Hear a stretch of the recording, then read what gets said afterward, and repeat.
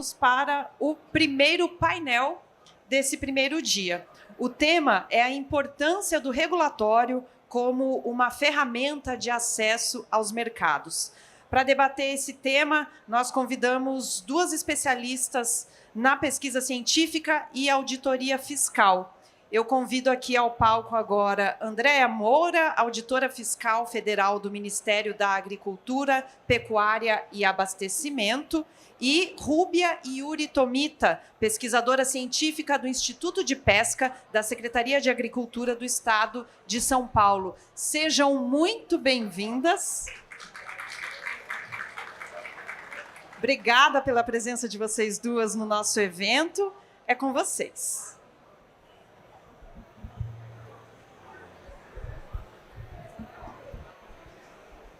Obrigada.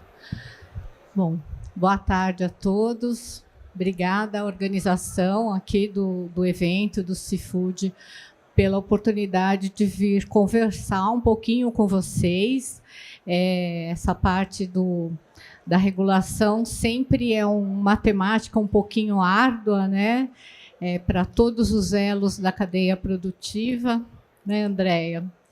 E nós aqui, como representantes de diferentes segmentos, né, dessa cadeia produtiva e, de certa maneira, no nível federal, a Andréa e eu no nível estadual, porque pertenço ao Instituto de Pesca, que é uma instituição de pesquisa científica ligada à Secretaria de Agricultura do Estado de São Paulo, né?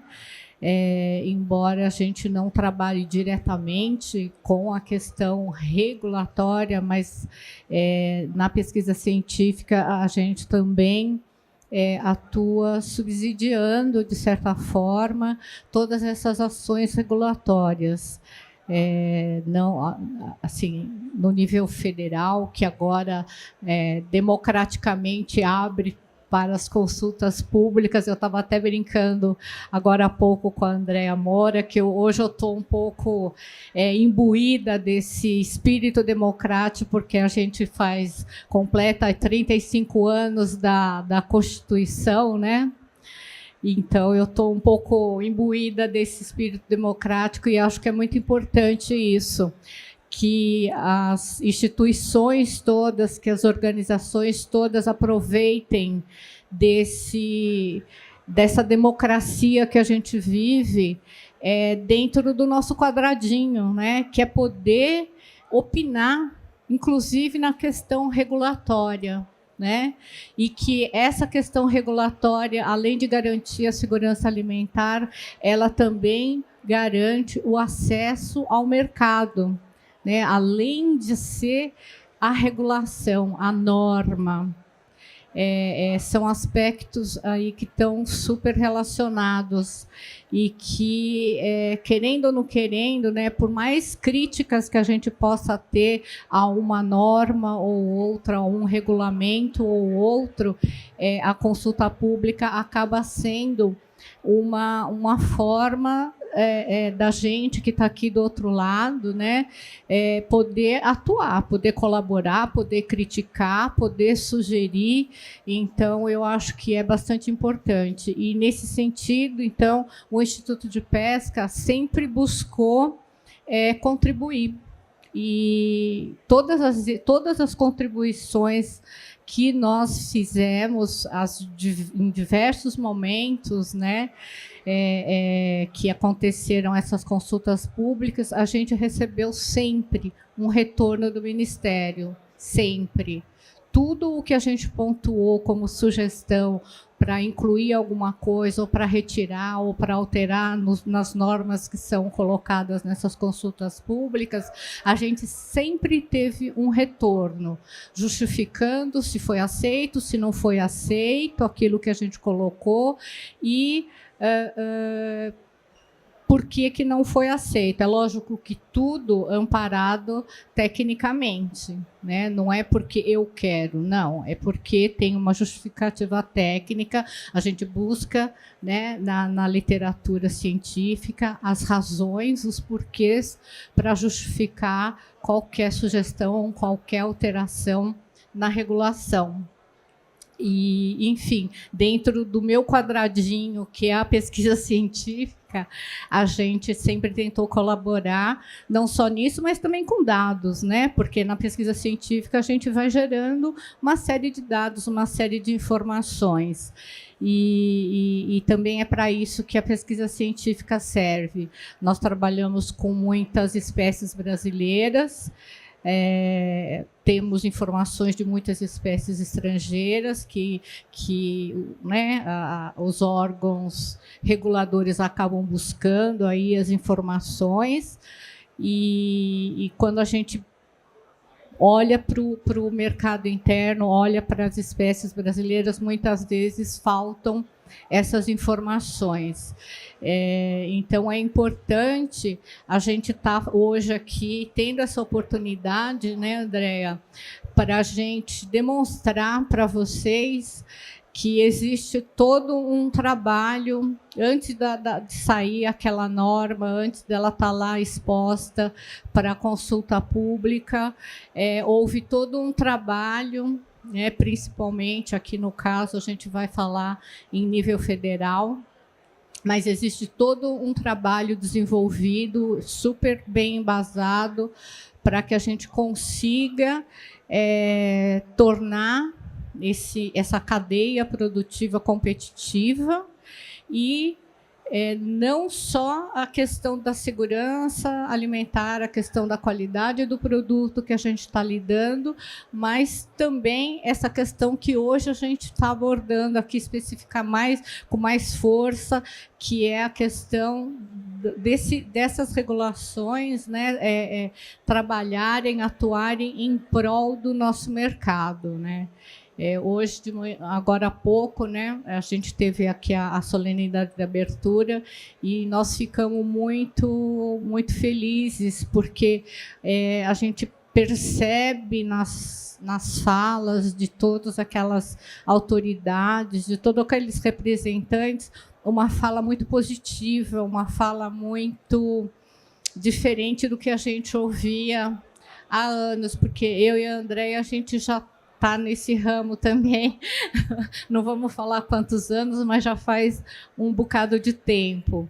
E a gente percebe essa mudança de postura, essa mudança de discurso. E isso é muito, muito bom. A gente escuta as autoridades, a gente escuta as representações falando de qualidade, falando de segurança alimentar, né? Assim, discursos que a gente só escutava lá na academia, né, Andréa? E hoje a gente escuta aqui no palco de uma feira de negócios. Então, assim, é com muita, muita satisfação que a gente está aqui hoje. Eu vou parar de falar, vou deixar a Andréa falar, porque é ela que vai falar muito mais sobre o papel, né, da regulação, então, como uma ferramenta, um instrumento para abertura de mercado.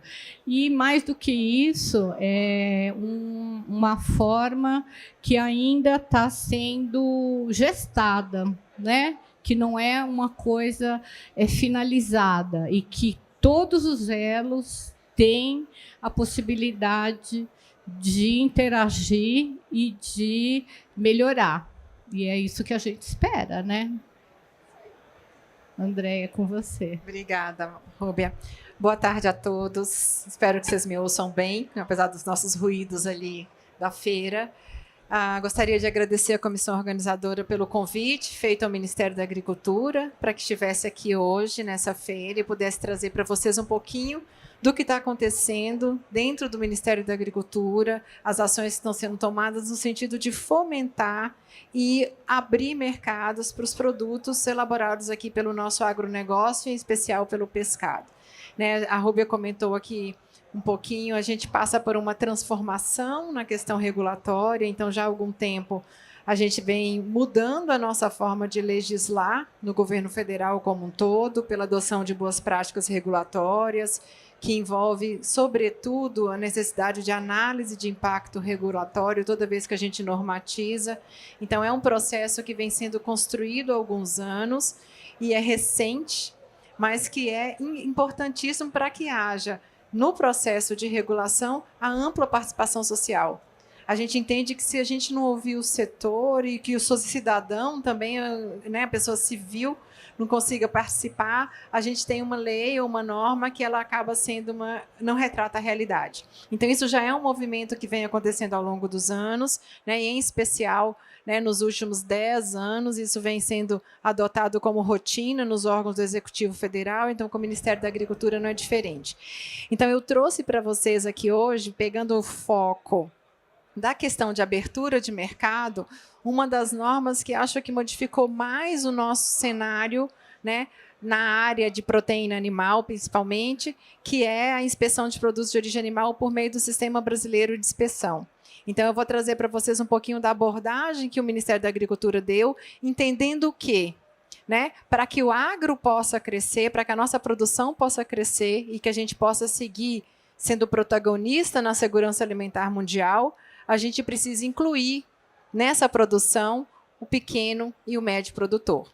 Né? Então, a gente já tem grandes empresas que produzem, né, e que exportam seus produtos, mas a gente precisa viabilizar também a participação do médio e do pequeno produtor, que é a maioria em nosso país. E que hoje tem uma representatividade muito pequena em relação a esses produtos, a essa grande cadeia de supermercados, de varejo e, eventualmente, de exportação. Né? Então, eu vou me permitir levantar, que eu não sei falar sentada, para trazer para vocês um pouquinho, não é uma aula, não é uma apresentação, mas são alguns números que eu trouxe para vocês para explicar como a gente vem trabalhando. Pode projetar, por favor? Pode projetar a minha. Já está? Para cá? Para lá. Foi.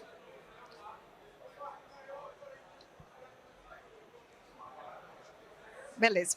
Tudo começa, então, né, para a gente começar e nivelar todo mundo sobre o assunto. Eu não sei se todos... Quem aqui conhece o Sistema Brasileiro de Inspeção? 2 pessoas. Então, tá bom, ainda acertei. Eu vou nivelar todo mundo. Olha só, tudo começa em 1998, quando a gente recebeu uma demanda de regulamentar o SUASA. Todo mundo aqui conhece o SUS, certo? O SUS é o nosso Sistema Único de Saúde, que organiza no país as ações, né, de saúde humana e de organização das políticas públicas voltadas para a saúde humana entre município, estado e União. O que o SUASA faz? Ele organiza as ações relativas à defesa agropecuária, a nossa saúde animal, vegetal, a proteção das plantas, proteção da nossa alimentação, também entre município, estado e União. Ele é o nosso SUS.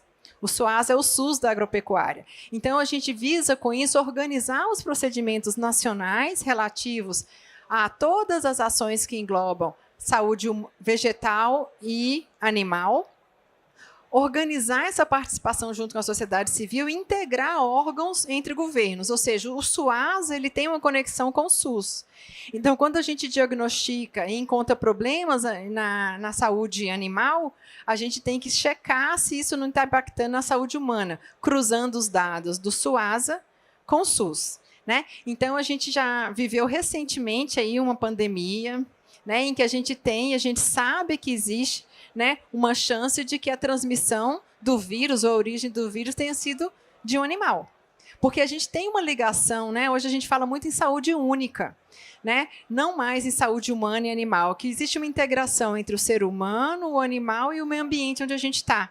Então, quando a gente quer tratar a questão sanitária, a gente tem que tratar esses 3 elos, que é o que a gente chama de saúde única. Então, o SUASA ele foi essencial para que a gente pudesse começar um trabalho de organização desses procedimentos. Tá? Ele foi publicada a lei em 98 e só foi regulamentado em 2006. Né, 8 anos depois. E de lá para cá, a gente vem construindo esse programa internamente na casa.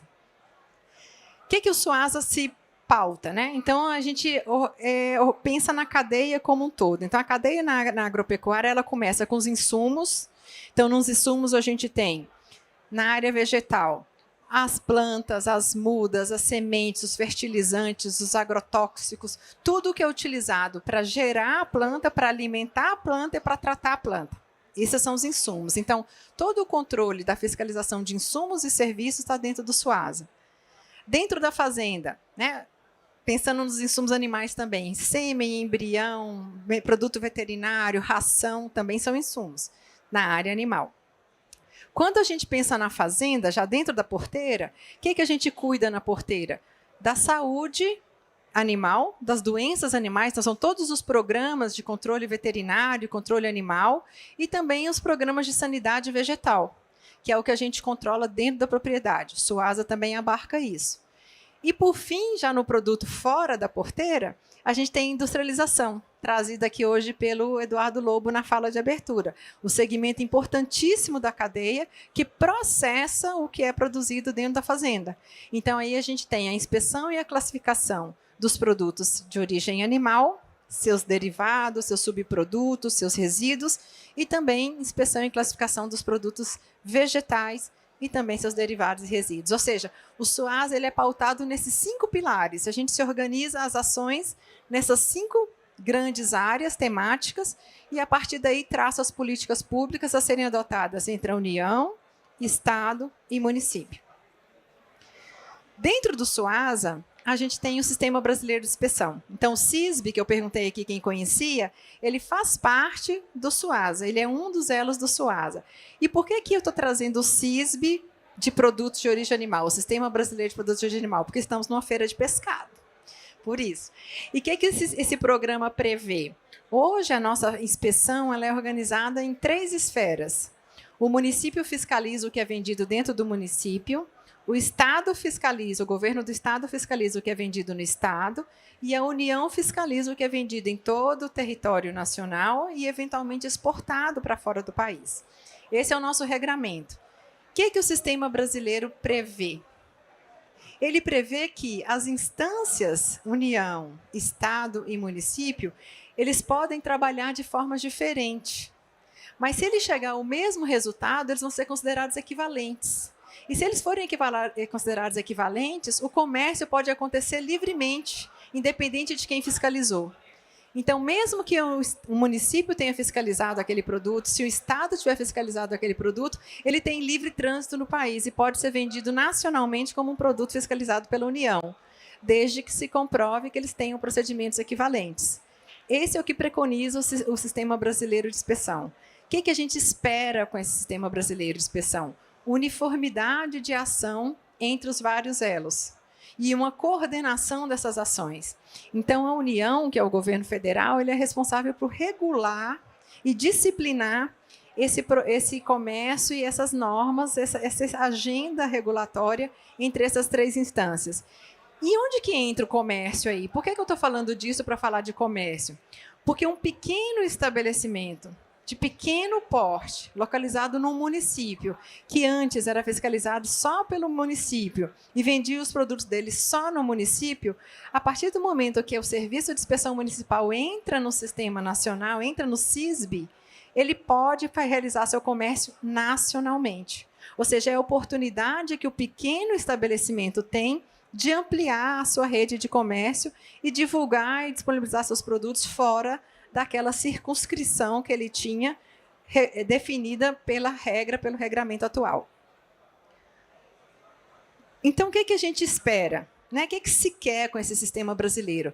No primeiro momento, coordenar, fazer uma governança entre essas ações nas 3 instâncias federativas. É o primeiro ponto. No segundo ponto, harmonizar a legislação. Então, o que acontece? A gente tem a legislação federal, o Estado solta a legislação estadual e muitas vezes a gente tem a legislação municipal.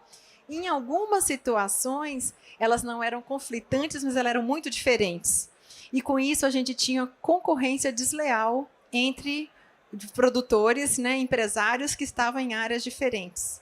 Então, o que a gente busca é dar uma equidade de tratamento também para o empresário, para dar segurança jurídica, para dar previsibilidade para o empresário, independente da instância que fiscaliza esse empresário, fiscaliza essa empresa.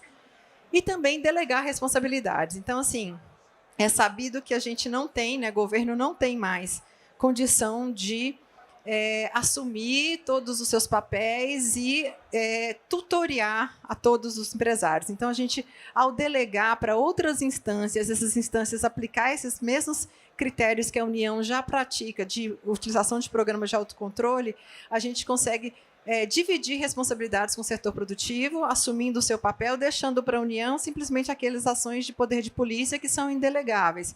E o empresário, então, assumindo a responsabilidade sobre o que ele produz. E quem que pode entrar? Né? Quem pode participar desse sistema brasileiro de inspeção? Então, a gente pode participar do programa os estados e o Distrito Federal, por meio dos seus serviços de inspeção estadual. Podem participar os municípios, por meio do serviço de inspeção municipal. E podem participar consórcios. E esse é um grande diferencial. Né? E eu vou me debruçar um pouquinho sobre isso. Então, quando a gente tem consórcios de municípios que englobam mais de um município, ele também pode organizar o serviço de inspeção e, por meio desse serviço de inspeção consorciado, solicitar adesão ao Sistema Brasileiro de Inspeção. Né? E aí, particularmente em relação a esses consórcios, a gente tem tido uma política muito específica, que é o projeto Consim. Esse projeto iniciou em 2019 e o que ele prevê? Ele prevê um processo meio de tutoria. É como se a gente acompanhasse em alguns consórcios para estimular a adesão por meio de consórcios. E por que a gente estimula a adesão por meio de consórcios? Porque a energia que se gasta para conseguir a adesão de um município é quase a mesma energia que se gasta para conseguir a adesão de um consórcio. Só que junto com o consórcio vem 30 municípios. Vem 20 municípios de uma única vez para dentro do sistema. Então, se entendeu que o melhor caminho para gerenciar essa adesão e estimular a adesão máxima de outros entes no Sistema Brasileiro de Inspeção seria por meio dos consórcios. Então, iniciamos esse projeto de estímulo à adesão por consórcios e, para isso, foi feito um trabalho de quase que de tutorial, um tutorial junto. Então, existem todas as etapas do processo de adesão. Meu Deus, são feitas por meio, meu tempo está acabando, por meio do Consim. Então, só para trazer uns números para vocês terem uma ideia. Até 2018, a gente não tinha a figura do Consim, a gente tinha aderidos ao CISB 12 estados, 17 municípios e 3 consórcios. Depois do projeto Consim, que foi instituído em 2019, a gente agregou mais 14 CIS, serviços estaduais, 22 serviços municipais e 12 consórcios. No final, a gente tem o total de integrantes aumentando significativamente em relação ao ano anterior. Acho que o outro gráfico traz isso de forma mais evidente. Olha só, o número de municípios saiu de 84 para 219. 5 anos depois, nós levamos 10 anos para aderir a 84, em 5 anos aderimos 219. Um aumento de 261%. E o número de estabelecimentos integrantes também saiu de 246 para 467. Ou seja, por meio do consórcio, a gente foi muito mais efetivo para trazer esses municípios e esses serviços, esses estabelecimentos para o sistema brasileiro.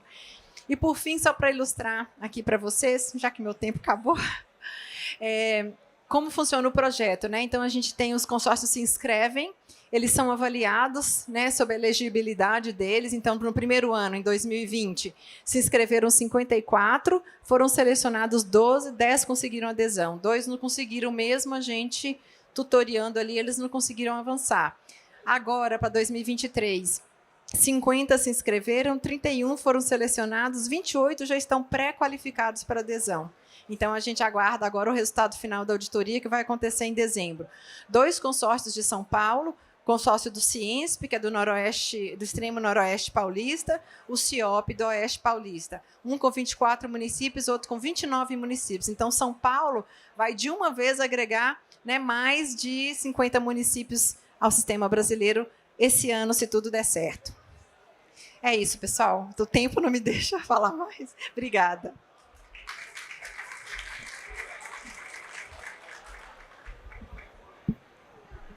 Bom, agora, Andréia, a gente sabe que está tendo aí algumas atualizações, né, no CISB.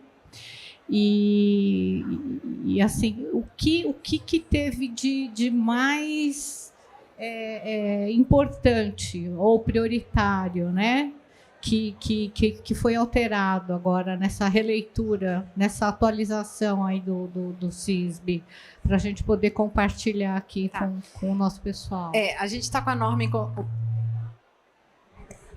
A gente está com a norma em consulta pública, estava em consulta pública, né? Encerrou na semana passada a consulta pública. A norma está prevendo a revisão dos critérios para adesão. Então, a lei do autocontrole, que eu não sei se alguns de vocês acompanharam ano passado, ela trouxe a figura de que todos os serviços que tiverem cadastrados no eCISB, que é a nossa plataforma digital, eles já eram automaticamente integrantes do sistema. Então, a gente vai precisar disciplinar como que essa integração vai migrar para um reconhecimento de equivalência. Então, para isso, está sendo revisada a norma para que a gente dê mais dinamismo para a norma. Então, mesmo a gente tendo crescido bastante, a gente tem um processo ainda muito lento de adesão. Então, a gente, nesse processo novo, muito do processo, das primeiras etapas de avaliação, elas serão autodeclaratórias. Então, aquele serviço ele vai precisar, ele mesmo, com base nos tutoriais que estamos elaborando, checar se ele atende aos requisitos, e uma vez atendido o requisito, ele se declara apto a entrar no sistema brasileiro, a integrar o sistema brasileiro. E só depois dessa etapa, o Ministério da Agricultura audita. Então, a gente inverteu a ordem, porque a gente gastava muita energia com um serviço que ainda não estava preparado. E aí a gente deixava de atender aqueles que estavam. Então, com essa medida, a gente tende a dar um pouco mais de celeridade ao processo e atendendo um número maior de pleitos, né, do que a gente consegue atender hoje. Basicamente, em linhas gerais, bem gerais, né, porque a norma é detalhada, seria essa a grande mudança, Rúbia. Tá, obrigada. Eu queria fazer só mais uma perguntinha antes de abrir para o público. Bom, Brasil é um país continental, né? Muitas indústrias aí, se Deus quiser, mais indústrias surgirão, já que o mercado do pescado é super positiva, né?